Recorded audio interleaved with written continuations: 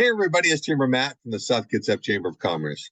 Welcome to our 2023 general election candidate interviews. There are 9 races happening in the South Kitsap area, 5 for the city of Port Orchard, and 3 for the South Kitsap School Board, and 1 for South Kitsap Fire and Rescue. The South Kitsap School District will also have a capital bond on the ballot in November. As part of the series, we reached out to all 18 candidates several times to schedule an interview. All but 3 of the candidates responded. We asked all the candidates in each race the same questions, and none of the candidates had the questions in advance. I let the candidates answer the questions as best they could. I then spliced together the interviews so that you could have a side-by-side comparison. Big disclaimer here, I am not a professional editor. We did these interviews on Zoom, so please be patient with my editing. The Chamber will also be hosting an information forum for the school bond on October 11th at 5:30 p.m. upstairs at Whiskey Gulch, and a candidate meet and greet on October 26th, also at 5:30 at Whiskey Gulch. Come on out, meet the candidates, and hear about the school bond. Ballots should come out sometime around October 20th, and they are due back to the ballot box by November 7th. Thanks for watching. Remember to vote and make an informed decision. Hey everybody, it's Chamber Matt, and today I am meeting with Cindy Lucarelli, who is a Port Orchard City Council person and is running for re-election this year. What seat are you in, or position, or position number 5? Position number 5. And I say this at the beginning. It doesn't matter what position she's in because everybody in the city votes for her. So it's not like there's a little carve outs for the city council. So everybody in the city council, or everybody in the city, votes for all the city council people and the mayor. So Cindy, welcome. Thank you for joining me today. Thank you. Thank you for the opportunity too, Matt. This is very cool. Absolutely. It's it's an important race. There are 4 city council positions and the mayor race up for election this year. So and Port Orchard is an important part of our community and economy. So it's going to be a pretty simple process, Cindy. I'm just going to ask a question, and you can answer the question, and then in the end, I'm going to splice everybody together. So if you're ready, we can roll. Let's go. All right. So first question is pretty simple. It's simply, tell us about yourself and why you decided to run for the city council, or rerun, or what got you into this position to begin with. Okay, so I moved to Washington State in 2002, basically to be with my daughter as she started college. She was young, and I decided to be here with her for a period of time. And I ended up staying here, and within a few years, there were issues about downtown building heights and that kind of thing. That's how I got drawn into the city and city council.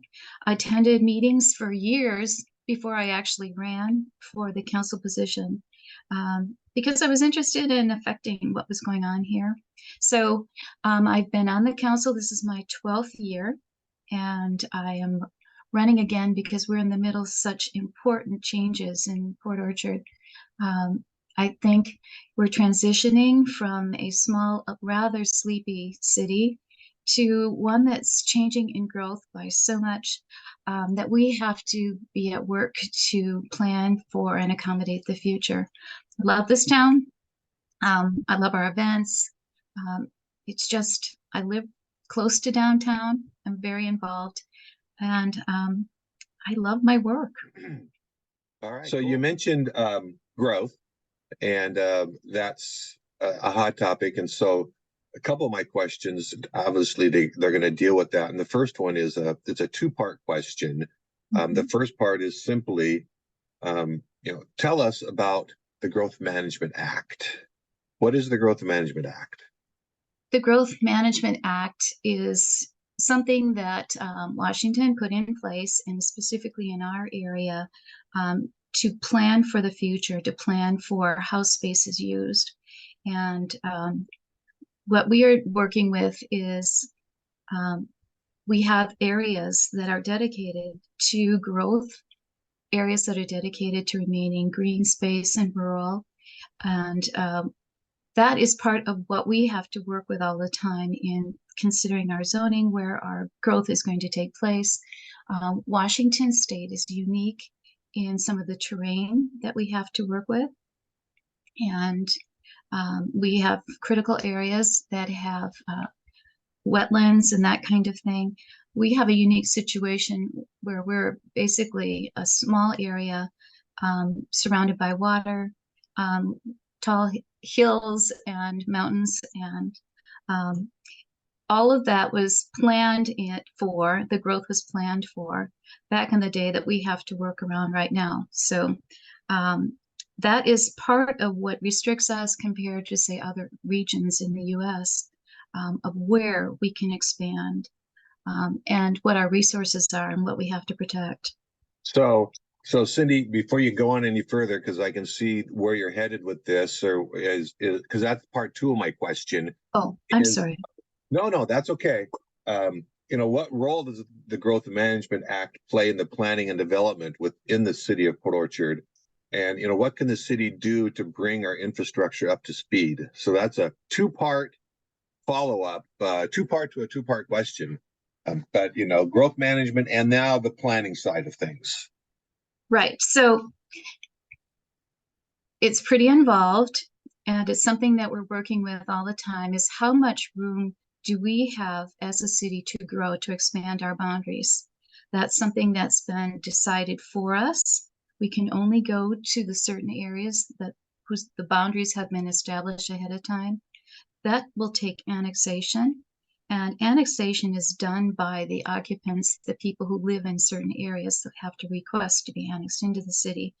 Our growth has basically been defined. The areas have been defined for us, and we have to plan for what kind of uses the areas are going to be used for. So commercial, industrial, and right now we're dealing so much with housing and the growth that's needed to accommodate the increased population that's here and coming. And we're expecting our population to double within, 10, 20, 30 years, depending. Right now, I think we were just told there are 5,000 units being planned for rather immediately in the next several years. And we're trying to figure out, some of this just is decided by the economy, but trying to balance the type of housing that we have available, because this all leads into homelessness, the cost of living here. And your question has quite a lot to it, because as far as the infrastructure goes, we are working with that. We are working with increasing the infrastructure and dealing with that to accommodate growth. Part of what we talk about a lot at the council is that growth needs to pay for growth. It's very expensive. For instance, we're working on the Marina Pump Station downtown. It is a pump station in which almost all of the sewage from the surrounding areas actually comes through. And believe it or not, even from the areas that would make most sense to go straight to the sewage plant actually comes to the downtown area to be repumped out to the sewage plant. That structure is ancient, and we will be working on that in the next year. Actually, that is key to some of the development that's going to be happening downtown. As far as infrastructure, Matt, we have so much going on. We are working with wells. We are working with pump stations. And of course, all the new areas out in McCormick Woods, there are some of the developers are being expected to take care of wells or pump stations or whatever it is in exchange for whatever the city is giving to them. So that's something that's worked out for these different developments. And again, what we feel is very important is that growth does pay for growth, because we have the residents who are here who have rates, and we're seeing these rates increase. But we don't want people to be outpriced by their utilities, that kind of thing. So welcome everybody, it's Chamber Matt, and today I am joined with Heidi Fenton, and Heidi is running for a city council person position. What position are you running for? Position 5. Position 5. So Heidi's running for position 5 for the city of Port Orchard City Council. Heidi, welcome. Thanks for joining me today. Well, thank you. So all we're going to do here is I've got some questions for you, and then I'm going to kind of splice them back and forth between you and Cindy. So when it's all said and done, people will have an opportunity to compare and contrast your answers. So unless you have any questions on anything like that, then let's go ahead and roll into it. Yeah, let's go. All right. Well, the first question is either the toughest or the hardest, but it is simply, tell us about yourself and why you decided to run for the Port Orchard City Council, and how do you think you can help the community? Okay. Well, of course, I'm Heidi Fenton, and I've lived in Port Orchard for 25 years, but I would say 7 years in the city. And it's a big difference living right in the city. And I see what's going on with the business, even the city council meetings. And what I feel like I can do for the city council is, one, the people. I work for the people. They're everything. And so I will give them the utmost respect. I want to listen to them. I want to hear their concerns. When they come to a city council meeting, I want to know exactly, what they're doing, maybe write down information, get back to them. It won't be like, okay, your 3 minutes is up and you don't ever get heard again. I will bring civility just so that people can be more united. I feel right now the people and city council, everyone's kind of doing their own thing, and it's not united. We're really working together with the people. And so that's one thing I want to bring is more of a community with the people, and also with the small businesses. I feel like the smaller or local businesses feel disconnect. And one thing there's a new business. It's called Find the Path bookstore down there, and they're brand new. I go in there, and they were moving in, and they got a couple tickets, just moving in, bringing their stuff back and forth. And then they also found out you got to get a different zone. You go someplace else to park, and then they move, but they didn't realize they had to go move to a different zoning area. I don't think it's very clear. And so I want to make sure, and they got a ticket then because they were in a different zone. I want to make sure as a city council person, that you get a pass. You get a pass for a couple days where you're moving in, and it says, so you're not getting, tickets. And I just want to make it a lot more inviting, friendly, and help new businesses out and let them know about parking and how that can go. And, for businesses too, there's another, along the walkway, let's finish that off. That is, I feel like I can be a bridge and get that walkway taken care of, that both parties are happy, the city council and the businesses and the homeowners down there. We've been doing lawyers for how many years and not getting the job done. I really feel like I can help out with that. And especially, there's all kinds of stuff where you just cut me off, but like our sales tax, that got raised. And I think it's hard times. I'm not going to raise the sales tax. I will say no to that, because people are already hurting, at the gas station, at the, retail, grocery stores.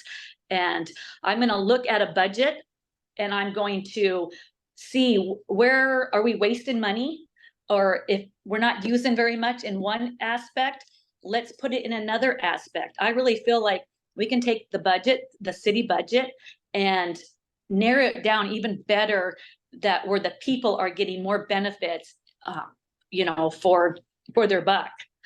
Let's see, where else? I just feel like I am already involved in POPSA, which is the Bay Street Business Association with businesses. I'm involved in my Rotary, which is huge in the community, and even the Chamber of Commerce. I feel like I'm connected to the people. I feel like I can really understand and help out the people with being in city council even more than I am right now. And so, anyway, go ahead. Okay, cool. No, that was, you squeezed a lot there into the few minutes that you were speaking. So that's great. So I think that kind of tells you a little bit about what Heidi wants to do and what she stands for. But let me ask you this question, and this is kind of a two-part question. The first part of it is, tell me about the Growth Management Act. Well, that one, the Growth Management Act, the growth. Now, am I a politician and do I know every little thing that's going down on this city? No, but I'm a critical thinker. I'm logical and I have common sense. And the growth here in our, just in the city and even outside the city, but we're just talking in the city, just even up by Blueberry, a ton of apartments and houses. And I just want to make sure we have that infrastructure as we are going with that growth. And so once I get in and learn even more, it will even be better, because sometimes you ask questions and you don't really, get all the answers. And I feel like to help my community, to help the people, I need to have a vote and get into the system to even help out with that, with the growth. And so I'm for it. And, everyone always says, oh, we need affordable housing. Well, yeah, but where is that? And I even, go to City Hall. Hey, where is the city map that's just in our city? They don't even have a city map. And so to understand the whole perimeters and the growth and out on McCormick Woods, it would be nice to look at a map and see how much more are they want to develop. And, and I know, I like how Cheers is out of the way. It's not going to block any view. I know what's going on down there. And, you got the roundabout coming up.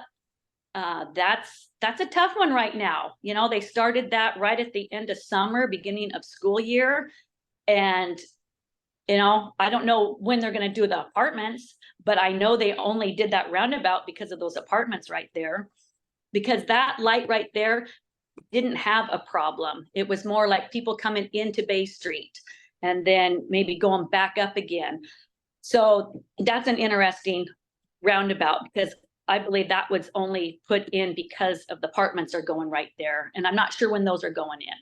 But I don't know if I answered your question. But No. So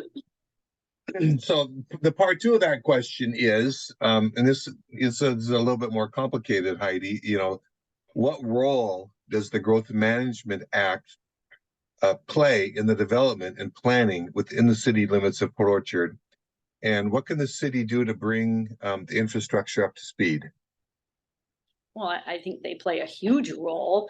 And to bring up the infrastructure, well, we just passed that levy for, the firefighters, and because we're growing so much, we have to have the infrastructure for our police and for the firefighters and the EMTs, so they can they go all the way out, Silverdale and Pass and Bremerton. They all work together. That's what is great. Everyone's working together, and we need that.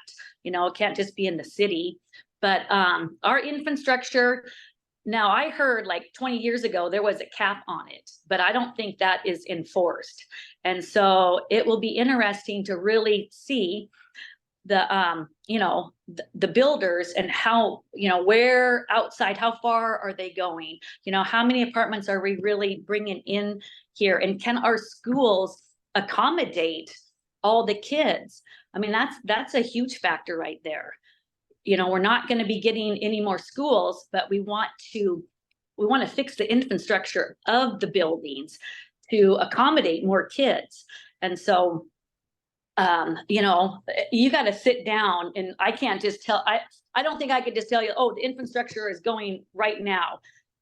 That's going to take more planning. You got to, you know, sit down and really concentrate on that and see where we're going for the future 10, 20 years, and how can our city of Port Orchard handle it? Is it going too fast, or are we on track?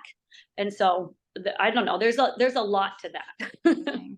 So next question is, and you threw out the homelessness thing there, but you know, the city of Port Orchard and the county and the state and across the board, we've got homelessness.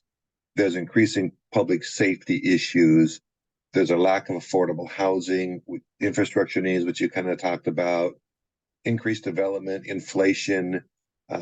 So what, you know, and you've talked about all these things, and this is a deep subject also. What should the priorities of the city be? You know, and it could be priorities, it could be priority. What do you think is the biggest priority? And, you know, how can the city address that issue? So if I had all the answers to that, I would be king of the world. Mm-hmm. But as far as dealing with safety issues, which is huge for all of us, we had a car stolen this year. I mean, off of our street, go figure. The police responded well, but their hands were tied. And so, you know, I think a big concern that we've had and we're working on right now is police reform, what police can do. As of what, a year and a half, 2 years ago, police were no longer able to pursue any kind of criminals or anything like that. And police have really had their hands tied with what they're able to do in dealing with crime. We've got to go back, and I think it was what, HB 1110, where the legislators came up with what police, the limitations on police, and they were responding to cries across the nation where the police had maybe abused power or something like that. But it went too far. And because the police are limited with what they're able to do, we are seeing this increase of crime. And we have to rein it in. You know, after the huge national outcry against the police, there were many police who resigned, left their positions, and said, we're done. We're not going to put up with this anymore. It's hard to find staff for police. It takes 18 months of training to get them up to speed, to get them out working. And we have a hard time as a city keeping enough police on board to deal with our crime issues. Thankfully, the legislature is coming back to the senses a bit, and allowing the police to do the work that they were always meant to do and what we expect them to do. So I know all of us as citizens are tired of the crime. And what we do look at is what's causing all of this. Okay, so homelessness is a very complex issue. Part of the situation with the homeless is that some people have been priced out of their homes or apartments or places of dwelling. And the good thing is that more than ever, we have resources to help those people. I'm really thinking especially of moms with their kids. We don't ever want to see a mom on the street with her kids. We know on kids, you know, having to go to school, being picked up from tents. So there are more and more resources to have people plugged in to be helped in those situations. And then we have homeless. We took a survey when we cleaned up an area near Retzel, the Veterans Park, of how many people were in there, say by choice, because they didn't want to be hemmed in and they rather liked living the lifestyle they did, or people who had mental issues and addictions. And it was huge to see that there weren't that many people that even wanted to be helped, Matt. It was, you know, when people are addicted and drug abusers and whatever, Some of them don't want help. What do we do with that? There was so much garbage. There were so many needles and things that had to be dealt with. Again, a complex issue. Yes, more affordable housing, but I think the bigger problem across our nation is the accessibility to these dangerous drugs. And it doesn't take much for someone to be addicted. And, I'm grateful that I never had to deal with anything like that. But we're seeing people, kids, from great homes, getting addicted and falling into that lifestyle. And then often they die young. Complex issue we're trying to have to work on an assortment of housing for the growth. So we're looking at very low income housing. We're looking at the median housing. And then, of course, there's going to be the housing where people can afford to pay more. So we're trying to fill the gap of that median housing right now with how we look at development and provide for the future. So, okay, all right. So, this next question deals with some of the lots of stuff that you talk about, because it's not the city of Port Orchard, it's the county, it's the state, it's the nation.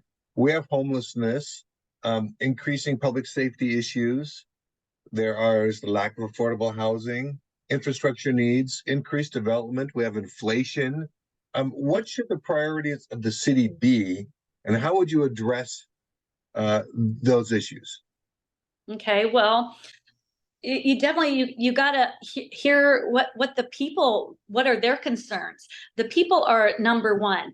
I don't have some agenda or a hidden agenda that I'm into the Builders Association. I want all this stuff built. My first primary is the people. And especially, okay, we got the homeless, we got mental crisis. And I have looked into that, and I've gone to a few things, and there is actually a lot on mental health. And if people really want to get off the streets, there's a lot of associations that help people out. But first of all, you have to want to get off drugs. But we have the Kitsap mental health service, and I got a bunch of pamphlets, and there's the right over here, the Ministry of First Lutheran Community Church. They provide a ton of stuff. And I know even Jennifer Lynn, who's part of the head of the food bank, she really wants to work on like the homeless and helping people. And I know I got another mental health crisis support here. I have I'm trying to search out a lot of information so we can feed off of each other. We can work together. We can correlate. So especially as a city council member, I want to have things lined up where I'm knowledge about this stuff, and working with other groups so we can really help that. And I believe that I can make an impact because I want to reach out. I want to know. I'm not going to be just stuck on a few things. I want to work on a lot of different things. And then let's see.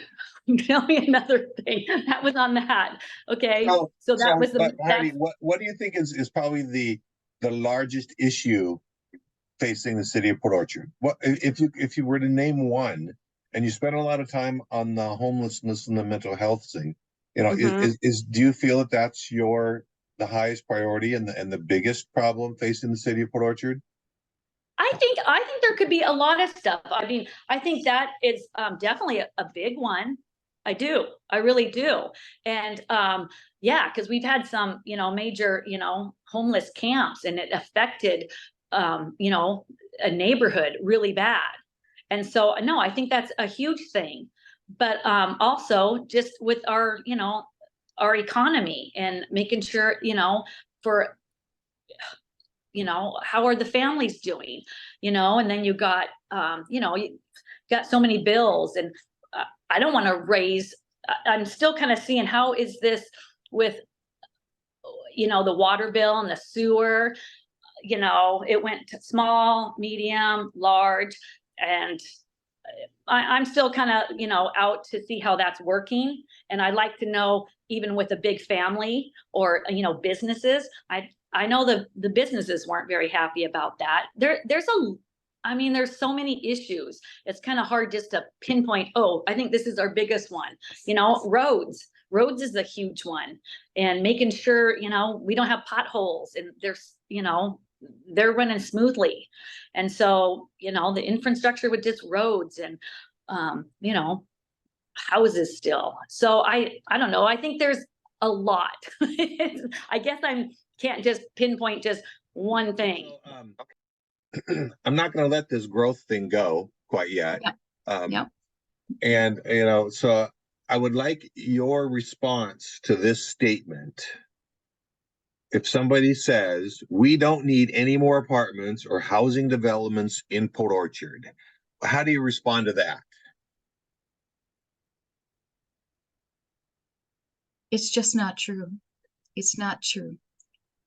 I think what the people's reaction to right now, including my own self, is when you're in transition from kind of a population that has stayed the same for quite a while, although we have been growing. And the big jumpstart for us was the annexation of McCormick Woods, as you may recall. But Port Orchard, for a long period of time, did not grow very quickly. And now Port Orchard is growing just like all of the other cities on the peninsula. We are a hop, skip, and a jump from Seattle. Seattle has a situation where people cannot afford to live there.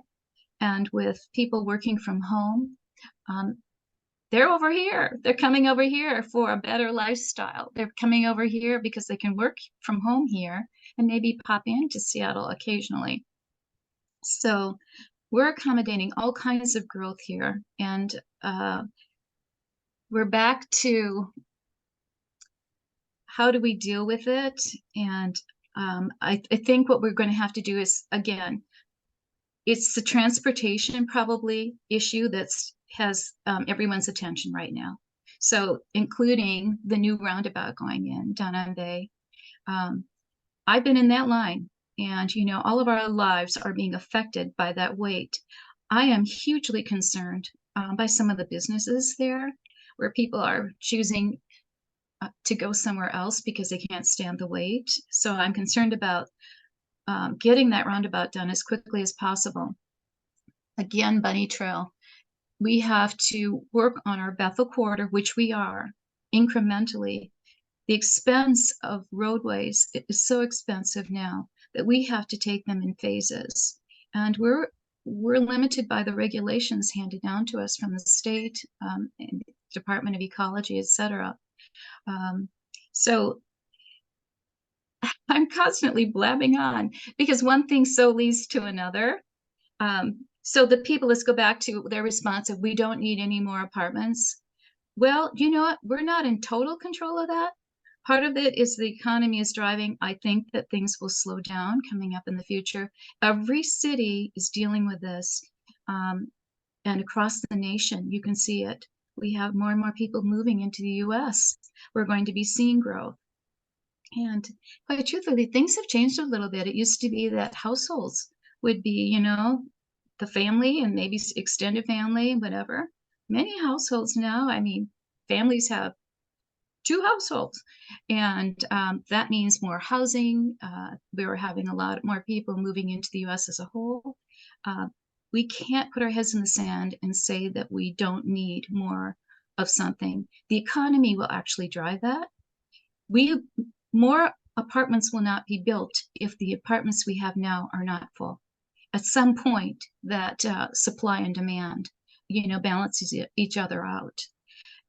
What we have to do is try to make the delivery of our infrastructure, our utilities available to wherever we need to do, plan our roadways. We're just behind on our roadways. The Bethel corridor was something we basically inherited from the county. It was behind when we got it, and it's still behind. Along the way, funding for roadways changed. the federal government used to have such a big hand in helping areas with those kinds of streets, and not as much anymore. We have to claw our way finding grants and funding for these projects. But No. you know what I have to say is, I know how people feel about it. I know that we're in transition. There are plans in place where we have the comprehensive plan that we, constantly are working on how to manage the growth, how to manage which streets get worked on. We just had the situation this week where we were planning a roundabout at Salmonberry, and there were three major designs. One that the city had originally with a double lane going into a roundabout from the four different ways. It didn't fly. We couldn't afford to pay for that now. So plannings went down to what can we afford? Well, there was a three-way roundabout that was proposed down to a single lane. The residents were so concerned about the lack of being able to use their street that would allow them access to the area where there is development. They came forward, there was a survey taken. We went back to the drawing board actually and settled on the four-way roundabout. So, you know what, we're responding to citizens. It would have been cheaper to go with the three-way, but there were concerns about safety all along. And so it's that balance of how much does it cost and how much benefit do we get from it, from that investment. We're listening. I think the older generation will find it a little bit hard to maybe embrace what the younger generation is already willing to, how they live and how they choose to live. We've got an overlap of generations and values. Things are changing. We're planning for the future, and it's going to be hard for some of the older ones to think, to enjoy it as much as they thought they would. That's growth, and that is change, and our world is changing at such a rapid rate. It's hard for people to handle change. I'm including myself. You're right. You're right. Yeah. No. Absolutely. Absolutely. Okay. So the next question is, how do you address this statement? So the statement is, we don't need any more apartments or housing developments in Port Orchard. How would you address that statement? Okay, who's saying that? Just people or Yeah, just it's just somebody came up to you and said, Heidi, I don't think we need any more apartments or housing developments in Port Orchard. I would say, okay, I know that some are already on the way. They've cleared out. I mean, you go down, you go everywhere. Those apartments are there. I kind of wish they were, I just found out on Blueberry, those are all going to be apartments. I said, oh, too bad they're not going to be houses, single, homes. But I would look at where is are we going to have a cap? Do we need to settle down a little bit? Or are we, let's take the big number. Like I say, I went down to look for a map, for the city. Where is our space going to be? Are we gonna, have room, or is it just gonna be, they want apartments right down on Bay Street. So going up Bethel, or right around the corner. So you got, just for me to say, oh, no, there's going to be no more apartments, no more houses. No, that's not correct. We got to see exactly, they're already starting to get built. Okay, where are the future ones that want to get built? Can we accommodate this? How is our roads, structure going to go? I know they want to do more roundabouts going up. So that's kind of interesting too. I just read an article too in the Independent. So they don't have enough money to even finish that roundabout. So it's a lot too with our budget, our city budget, how we are going to accommodate all this growth. And I know that, builders, they pay a big fee so they can, build. And then the city says, okay, if you build here, or we get this fee, whatever, vice versa. okay, you don't have to pay for, you know, whatever for like so many years. Is that fair? I don't know. You know, who's really feeling the brunt of it is apartments. They're paying high in rent, and also new homeowners, or, you know, it's tough for a young family to buy a house. So, you know, there's so much to go into all that. So it's kind of hard just to say it right here, but you know, to say, oh, no, we're not going to have, you know, apartments or houses. No, we are, but let's do it in a, you know, in a very meaningful manner as we develop this.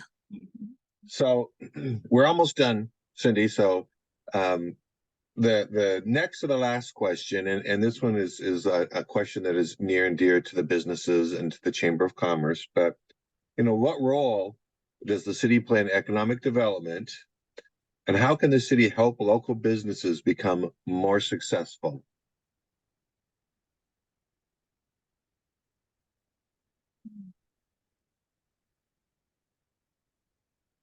So, Matt, when you say businesses, first of all, are you defining businesses as just being downtown? No, I'm defining it within the city limits of Port Orchard. Okay, okay. Because I think that we are actually working with businesses in planning for growth and expansion. And as far as economic development, um, the city only plays a certain role in that. And what I would have to say is, you know, the city is financed by sales tax primarily. So people misunderstand just a little bit in our revenues, how we collect our revenues. So about half of our income is sales tax, and a quarter of our income is property tax, and the other quarter is a number of other taxes and fees. And so the city, as far as collecting money from businesses or whatever, I think we are trying to make it easier for businesses to relocate here. But when we're talking about business or growth paying for growth, then businesses are required to put in infrastructure, which is costly. And a lot of businesses look at, say, the gridlock of traffic. Where is it a good place to locate? The city, I think, is encouraging business to relocate here. We don't actually have, we had some tax incentives in place as far as growth. We put those on pause now as far as development. But I think we come alongside to work with businesses to locate here. I think Home Depot is considering a location here. I mean, they have own property, and I know we're trying to be mindful of how much a business owner has to pay. There's the various taxes and all of that.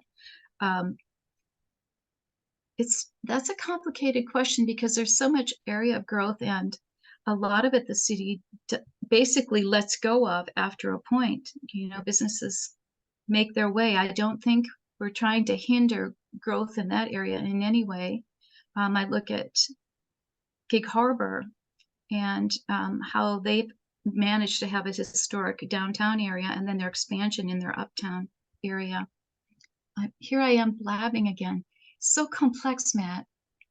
I don't know kind of where to go with it. I think the city, maybe we have connection fees and that kind of thing, so that when developments, businesses, whatever, there are fees that are collected upfront to help pay for whatever infrastructure is needed in an area.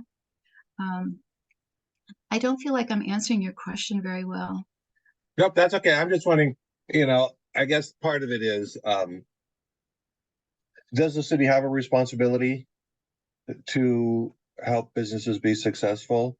You know, and what can business do to help businesses be more successful in the city of Port Orchard? Well, I think this is just a little example. Chimes and Lights something near and dear to my heart and I've been involved with for years is, businesses were telling us that an event downtown basically blocks business for them for a period of time, sometimes during a really important time of year. So with our event, part of what I focused on a lot this year was shortening the time of the event so that we wouldn't have street closures for so long, so that businesses could have their customers coming and going and not be hindered by the event. I know in the past, we've actually talked about events bringing people downtown and that was a plus for businesses. What we've heard from the businesses is they're saying, not necessarily. They might come in to use our bathroom and get warm or whatever, but they may not be buying. And so I think we go back and forth. This is, again, a very small example. After I was hearing some of the business owners say, you know what, that doesn't work so much for us. In fact, there's parking issues, there's this, that, and the other thing. How do you balance that? So what I was trying to do is, okay, let's have an event that's later that doesn't affect the businesses nearly as much. Yes, it does bring people to see that those businesses are there, but as far as do they shop that day? Probably not. Do they make use of hopefully the restaurants and such? Yes, maybe, but we're hearing from business owners. Okay, and this roundabout, what is this roundabout doing for business downtown and for the areas affected in the outlying areas? I know it's terrible. I had a business. I had businesses for many years, and I had that very same thing happen with construction by my business. And boy, did it affect my bottom line for a long time. And I didn't know if I was going to be able to make it. It took some creative thinking. And finally, I had some loyal customers that just kept making use of our businesses. But tricky. It's tricky. How much can government get involved in a business? I mean, and when is that gifting and blah, blah, blah. I think we have a mayor that's really tuned in and a council that's tuned in to wanting to help bring businesses, but help business stay in business. Now, what I think affects businesses the most sometimes are the rents. And that we don't have a lot of control of. And you know that, Matt, we have a situation here in our town where one man owns maybe a third of the property downtown, and he doesn't care. He doesn't care about our town much. And we are, it's just a challenge working around that kind of thing. And what happens when rents go up? Businesses have to leave. With an economy that's as inflated as ours is, we don't have tons of control of that. All I'm saying is we have empathy, and as people come to us and if there's something we can do, I believe that we are listening and trying to the extent that we can, react to the requests. And it's a tug of war. It's not an easy job.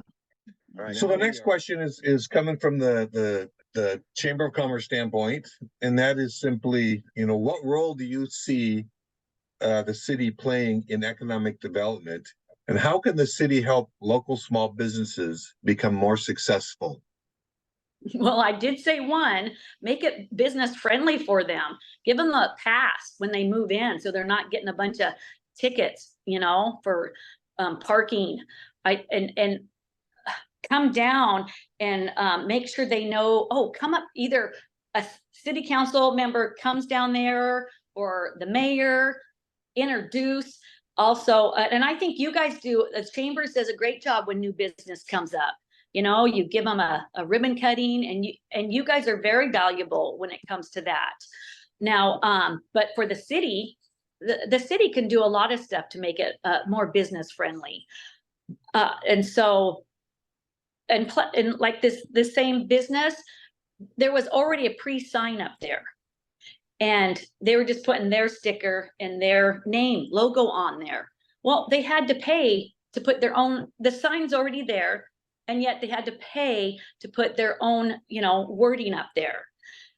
And so to me, it's like penny pinching. You're not helping new businesses come in. And I'm sure other businesses could, say a few other things. And actually, what most of those business people say? why can't us business people have a vote? You know, they don't live in the city, but there's so many business people that tell me, I wish we can vote.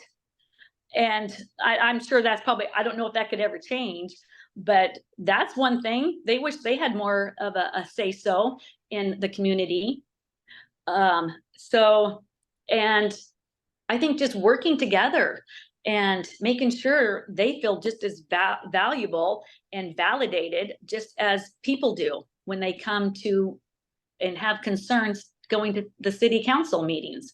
And so I think we can work on a lot of more of a collaborating together and handing out, you know, a nice booklet, or so they have all the information on there. You know, I'm all about supporting and working with the local businesses. That's why I try to stay involved. But yeah, I think the city council and working with chambers really, really good. Yeah, anyway. Now we're down to the last question, Heidi. Okay. You've knocked them out here. So the last question is simply, why are you the best choice for city council? Why am I the best choice? Hands down, I feel very connected when it comes to the people. I'm outgoing. I have an upbeat, positive demeanor, and I can work with. I'll work with all kinds of people. You know, City Hall, the builders. I feel like I'm more connected with the people. Like, I will give them the utmost respect. I feel that will be a strong point. I feel that's kind of lacking right now in the city council. And so I feel that I can bring a lot of, you know, unity and more enthusiastic for people to want to be getting involved. And understanding is sometimes it's hard to understand. You get, you know, the agenda and everything's in, what does this mean? And you know, it's tough. And sometimes it's tough for people to go to a city council and even talk out loud. That's not easy, but I want to make sure it's easy and a very friendly atmosphere. And so I feel like I am a good choice. I will get things done. I will, if someone asks me a question or has a concern, I will follow it up. I will, you know, see what's going on. One thing I'm working on right now is the Annapolis dock. I talked to a wonderful lady today, and she is from, you know, Kitsap Transit. And it's, I know I heard that, you know, the fishermen had garbage on there, and, you know, there's some vandalizing. This is over a year and a half ago, and it is still closed down to the public. They have surveillance cameras, and I'm like, you know, how long are we going to get, the people are going to get punished for not opening up that dock? That is a beautiful dock. It is substantial. And are you going to keep this dock closed down for what, a couple more years? That's a waste. And who pays for that dock? The primary people that pay for that, the Kitsap Transit dock down there, is the people. It's our tax dollars paying for that. And so that's what I'm working on for the people. I want to get that dock open, and I have a passion for that. So if anybody, if, you know, a citizen comes up to me, or I work for them, that's where I'm different. I work for the people. And if someone comes up to me and has a concern, I am going to listen and do the best I can to help them out, help the local businesses, and just help my community. I'm very involved in, you know, my community. And so I will still keep serving that. So I feel like I am the choice to have. All right. Thank you, Heidi. So Heidi, thank you. And I want to thank you for stepping up and running for office. It's not an easy thing to do. A lot of times you kind of put yourself out there. So appreciate the sacrifice that you're making in running for city council. Heidi, thank Hey. you. Thanks Well, for, thank you. thanks for hanging out here, and you know, it was not as dangerous, it's not as hard as everybody thinks it is. So thanks, Heidi, for participating, and I look forward to working with you in the future. Okay, thank you. All right, now we are down to the last question, and it's probably the most important question, regardless of growth and infrastructure and businesses and stuff like that. But why do you say you're the best choice for Port Orchard City Council? Well, I have been involved in this, the city, you know, 20 some years, and in the government aspect of it, it takes a very long time to get up to speed. My area right now is utilities. You know, there is so much to learn, and it's very complex. So the educational process, I would say, is something that I have in my favor, that I have been involved with the city for so long and learned so much regarding the utilities, especially the infrastructure, how to deal with it, what we can't do, and it changes all the time. Experience right now, I think, is huge for where we are in our transition from a very small city to a larger city. And to accommodate the growth that we're talking about, it's going to take thoughtful, some thoughtful decisions, some careful planning, which we're doing. And I just think I have the experience. I've been here at it for a while. Before I even became a council member, I attended council meetings religiously, and I would say like 5 years. So I have to say that being at a council meeting is an important aspect. I haven't seen my opponent at council meetings. I'm sure people could be Zooming and whatever. But I think actually being part of coming to a meeting, getting the feel for what's going on, being aware of the issues and some of the limitations that we are stuck with, being involved with hearing from our legislators and what we are being mandated by our state and the limitations we have right there. All that to say, I have the experience, and I'm saying that it's experience you can trust. I've been here, I'm proven. I've shown people that I'm committed. I attend these meetings religiously. I do my homework. I read my agendas and try to stay on top of everything that's going on. And it's huge. There are so many areas, which is why we kind of concentrate in committees, because it's so vast. So it's my experience. And I feel that the public has known me now for all these years and can trust what I'm saying. All right, thank you, Cindy. So that was Cindy Lucarelli running for the Port Orchard City Council. I want to wrap things up. I want to remind everybody that ballots come out on November 7th. Actually, ballots come out around October 20th. They're due on November 7th. I would encourage everybody to vote, encourage everybody to register to vote if you haven't already done so.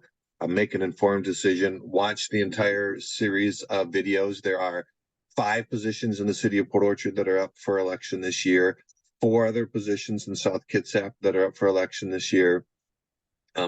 Please take the time to review the information, make an informed decision. I want to remind everybody that there is a meet and greet coming up on October 26th.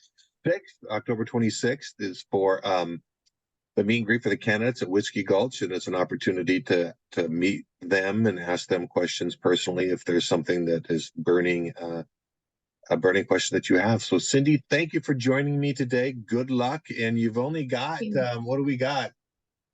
A month and a couple weeks left. So we're getting down there. It is. Yes. Yep. Thank you so much. This is a great opportunity, and I love my city. Yep. All right. Thank you, Cindy. I look forward to working with you in the future. Thank you. Bye-bye. All right. Bye.